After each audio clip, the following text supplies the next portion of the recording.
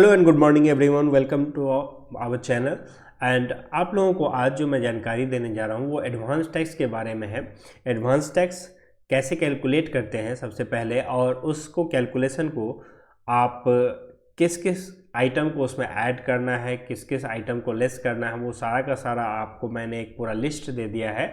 May be इसके बाद आपको कोई दिक्कत नहीं आने वाली है एडवांस टैक्स कैलकुलेट करने में। और एडवांस टैक्स कब पेमेंट करना होता है, कब कब किस किस डेट को पेमेंट करना होता है, उसकी भी जानकारी मैंने आपको इस वीडियो में आगे दी है। तो चलिए देखते हैं कब एडवांस टैक्स की लायबिलिटी आपके ऊपर बनती है। एडवांस टैक्स की लायबिलिटी अगर किसी भी पर्सन का पूरे फाइनेंशियल ईयर में 10,000 रुपये से ज़्यादा की टैक्स लायबिलिटी बनती है, 10,000 या 10,000 से ज़्यादा की टैक्स लायबिलिटी बनती है, तो उसे एडवांस टैक्स पेमेंट करना चाहिए। अगर वो एडवांस टैक्स नहीं पे करते हैं तो उनको टैक्स के ऊपर एक इंटरेस्ट लग जाता है। 234A(b) और 234C जो सेक्शन होता है उसके अंदर में टैक्स के ऊपर आपको इंटरेस्ट भी पे करना पड़ता है अगर आप एडवांस टैक्स नहीं पे करते हैं। तो ये 10,000 का जो कैलकुलेशन है, 10,000 आपकी टैक्स लायबिलिटी कैसे आपको कैलकुलेट करना है वो मैं आपको आगे समझाऊंगा इस वीडियो में। जो सीनियर सिटीजन होते हैं 60 ईयर एंड अबव जिनकी एज होती है, उनको एडवांस टैक्स पे करने की लायबिलिटी नहीं बनती है अगर उनकी बिजनेस से इनकम नहीं है। तो बिजनेस के अलावा अगर उनके पास कोई भी इनकम है, जैसे पेंशन की इनकम होती है सीनियर सिटीजन की, एफडी से इंटरेस्ट होता है, सेविंग बैंक से इंटरेस्ट होता है, चाहे कोई अदर जैसे डिविडेंड का इनकम हो गया, तो इस तरह के अगर कोई इनकम है उनके पास तो उनको एडवांस टैक्स पे करने की लायबिलिटी उनके ऊपर नहीं बनती है। एडवांस टैक्स जो 10,000 का आपका एडवांस टैक्स है वो कैलकुलेट कैसे करेंगे, वो पूरा का पूरा ये लिस्ट है। इस लिस्ट के हिसाब से आप जो है अपना टैक्स कैलकुलेट कीजिए एडवांस टैक्स, और फिर देखिए कि 10,000 के ऊपर आ रहा है तो आपको एडवांस टैक्स पे करना है, अगर 10,000 के नीचे आ रहा है तो आपको एडवांस टैक्स फिर नहीं पे करना है। तो पहला जो इसमें आपको ऐड करना है वो है इनकम।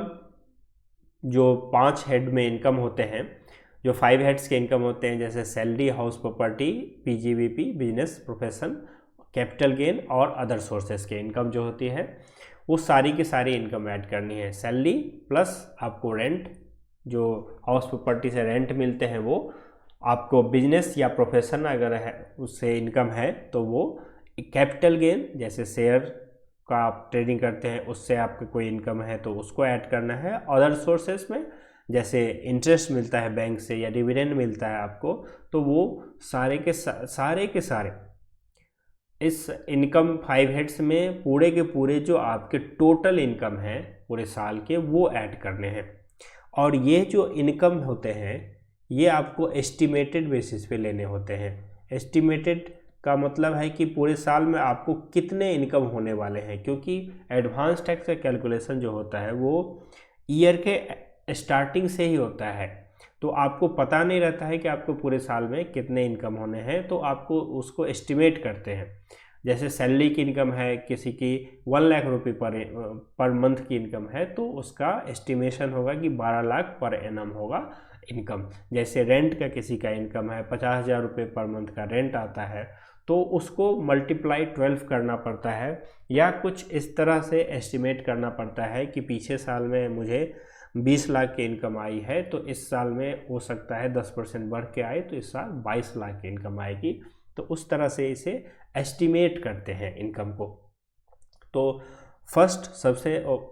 फर्स्ट में सबसे पहले आप सारा का सारा इनकम ऐड करेंगे। उसके बाद जो ब्रॉड फॉरवर्ड लॉसेस होते हैं, जो आपके पीछे साल में लॉसेस या अलाउंसेस कुछ हैं, तो उसको यहाँ से माइनस करना है, लेस करना है इसमें से। और उसके बाद आपकी आती है ग्रॉस टोटल इनकम। तो इस ग्रॉस टोटल इनकम में से अब आप माइनस कीजिए चैप्टर 6 का डिडक्शन। यहाँ पे जितने भी आइटम्स दिए गए हैं जैसे चैप्टर 6 के डिडक्शन, तो यहाँ पे आप इन्वेस्टमेंट डालते हैं तो यहाँ पे इन्वेस्टमेंट भी आप एस्टिमेटेड बेसिस पे ही डालेंगे। आप अपने अनुमान से लगाएंगे कि पूरे साल में आप कितना इन्वेस्टमेंट करने वाले हैं, उस अकॉर्डिंग ही यहाँ पे जो चैप्टर 6 का डिडक्शन है वो भी आप यहाँ पे लेंगे। अब चैप्टर 6 का डिडक्शन माइनस करने के बाद यहाँ पे आपका आता है टोटल इनकम। अब इस टोटल इनकम पे अब आप टैक्स कैलकुलेट कीजिए। जैसे नॉर्मली आप टैक्स कैलकुलेट करते हैं वैसे ही यहाँ पे अब टैक्स कैलकुलेट कीजिए, tax on total income. Total income पे टैक्स कैलकुलेट करने के बाद अगर आपका इनकम सरचार्ज उस पर एप्लीकेबल होता है तो आप उसके ऊपर सरचार्ज को उसमें ऐड कीजिए और उसके बाद आपका टोटल टैक्स पेएबल आ जाता है। टोटल टैक्स पेएबल में से आप जो रिलीफ है सेक्शन 89 का, अगर एरियर अगर मिला आपको मिलने वाला है या मिला है पूरे साल में, तो आपको एरियर उसमें से माइनस करना है। एरियर पे जो रिलीफ मिलता है सेक्शन 89 में वो माइनस करना है और ये माइनस करने के बाद आपकी टैक्स लायबिलिटी जो है नेट टैक्स लायबिलिटी आती है। तो उसमें आपको सेस ऐड करना है, जो हेल्थ एंड एजुकेशन सेस होता है 4% का, वो ऐड करना है और ये ऐड करने के बाद आपका टोटल टैक्स लायबिलिटी आता है। टोटल टैक्स लायबिलिटी में से आपको अब रिलीफ जो है 1998 91 में ये डबल टैक्सेशन का रिलीफ होता है। जो जिन लोगों के इनकम फॉरेन से होती है तो उनके लिए ये डबल टैक्सेशन का एक रिलीफ दिया जाता है कि अगर फॉरेन में भी टैक्स लगा है तो उस टैक्स का बेनिफिट यहाँ पे दिया जाता है और उतना टैक्स आपके जो टोटल टैक्स है उसमें से माइनस कर दिया जाता है। उसके बाद आपका मैट क्रेडिट या एएमटी क्रेडिट होता है जिनके ऊपर एप्लीकेबल होता है तो उनके लिए है। और उसके बाद टीडीएस या टीसीएस जो आपके पूरे साल में डिडक्ट होने वाले हैं, ये भी एस्टिमेटेड बेसिस पे ही लेना है आपको अगर पर मंथ आपका टीडीएस जो है 10,000 रुपये डिडक्ट हो रही है तो पूरे साल में 1,20,000 रुपये की टीडीएस आपकी हो जाएगी। तो वैसे ही एस्टिमेट करके आपको यहाँ पे टीडीएस या टीसीएस लेना है और उसके बाद आपका नेट लायबिलिटी आ जाएगा एडवांस टैक्स का पेमेंट करने का। अब ये नेट लायबिलिटी अगर 10,000 रुपये से ऊपर की होती है, ये नेट लायबिलिटी अगर 10,000 से ऊपर की होती है तो आपको फिर एडवांस टैक्स पे करना है, आपके ऊपर एप्लीकेबल हो जाता है एडवांस टैक्स। तो ये सारा का सारा लिस्ट है। इस लिस्ट में जितने आइटम्स हैं इतने ही आइटम्स अब में आपको कैलकुलेशन करना है एडवांस टैक्स का।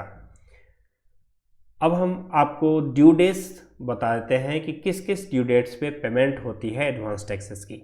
तो एडवांस टैक्सेस जो इंडिविजुअल के केसेस में होता है उस केसेस में आपको 4 इंस्टॉलमेंट में आपको पे करनी होती है और 4 इंस्टॉलमेंट का पहला इंस्टॉलमेंट स्टार्ट होता है 15 जून को।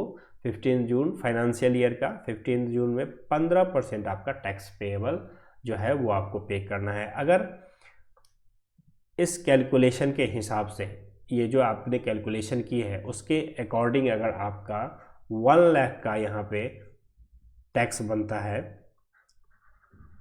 सपोज आपका टैक्स 1 लाख बनता है तो आपको 15 जून तक 15,000 रुपये पेमेंट करने हैं।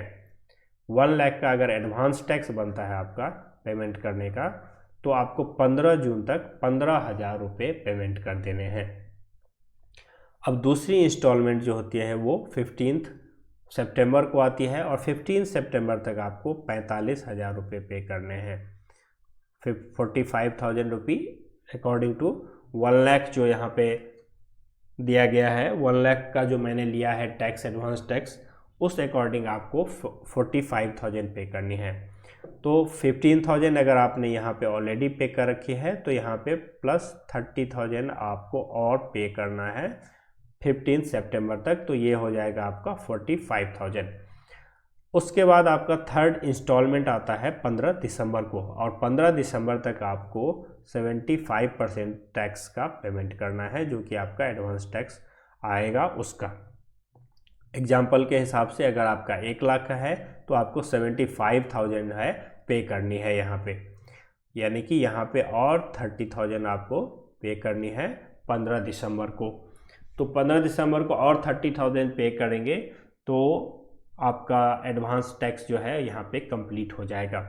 और जो 4th क्वार्टर का फोर्थ इंस्टॉलमेंट होता है वो होता है 15 मार्च को, और यहाँ पे आपको 100% जो है एडवांस टैक्स का पेमेंट करना है। तो 100% यानी कि 1 लाख रुपीज़ का 1 लाख रुपीज़ यहाँ पे 25,000 रुपी और आपको 15 मार्च तक पे करना है। तो यहाँ पे आपका जो ड्यू डेट्स हैं उस अकॉर्डिंग आपका एडवांस टैक्स सारा का सारा पेमेंट हो जाएगा।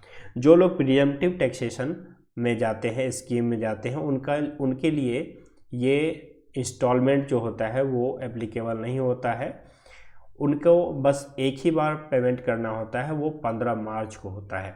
अगर कोई प्रीएम्प्टिव टैक्सेशन में अपना फाइलिंग करते हैं तो उनके लिए जो टैक्सेशन होता है, एडवांस टैक्स कैलकुलेट करते हैं, वो तो नॉर्मली जैसे हम सबके लिए कैलकुलेट करते हैं वैसे ही करेंगे, लेकिन उनको जो एडवांस टैक्स पेमेंट करनी है वो एक ही इंस्टॉलमेंट में पे करना है, वो है 15 मार्च तक, और वो 100% पे करना है 15 मार्च तक। ये एसएससी जो लोग प्रीएम्प्टिव में हैं उनके लिए मैंने बताया कि 15 मार्च तक आपको 100% जो एडवांस टैक्स है वो 15 मार्च तक पे करना है प्रीएम्प्टिव टैक्सेशन वालों के लिए। तो ये सारे के सारे जो थे एडवांस टैक्स के कैलकुलेशन एंड ड्यू डेट्स थे। अगर आप एडवांस टैक्स पेमेंट नहीं करते हैं टाइम से तो आपको फिर 1% पर मंथ का आपको इंटरेस्ट देना पड़ेगा। हर जो भी डिफ़ॉल्ट करते हैं, जो इंस्टॉलमेंट पे करने में अगर आप डिफ़ॉल्ट करते हैं, सपोज आपने यहाँ पे अगर आपने 15,000 की जगह 10,000 रुपये का अगर आपने टैक्स एडवांस टैक्स पे किया है तो 5,000 रुपये पे जो है यहाँ पे आपको फिर 1% का इंटरेस्ट लगेगा, वो भी 3 महीने के लिए। और 3 महीने के बाद अगर 15 सितंबर को आप 45,000 की जगह आप 30,000 पे कर रहे हैं, शॉर्ट पे कर रहे हैं, तो आपको फिर 15,000 रुपये का जो है इस पे आपको 1% का इंटरेस्ट लगेगा, वो भी 3 महीने के लिए। तो ये कैलकुलेशन जो होता है 234C जो होता है इंटरेस्ट का कैलकुलेशन एडवांस टैक्स पे, इस तरह से इस पे कैलकुलेट होता है।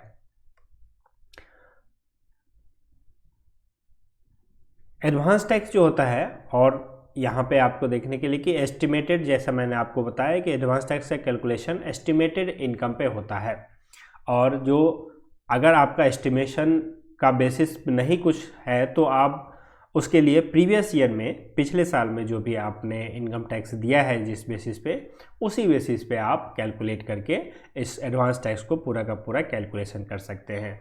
तो ये सारा का सारा जो था एडवांस टैक्स का कैलकुलेशन था, ड्यू डेट्स थी, किस किस डेट को पे कर सकते हैं। आगे के और भी अपडेट्स के लिए आप हमारे चैनल को सब्सक्राइब कर लें, और कोई क्वेरी हो, कोई कमेंट हो तो आप इस वीडियो के नीचे कमेंट बॉक्स में हमें कमेंट करके बता सकते हैं। Thank you.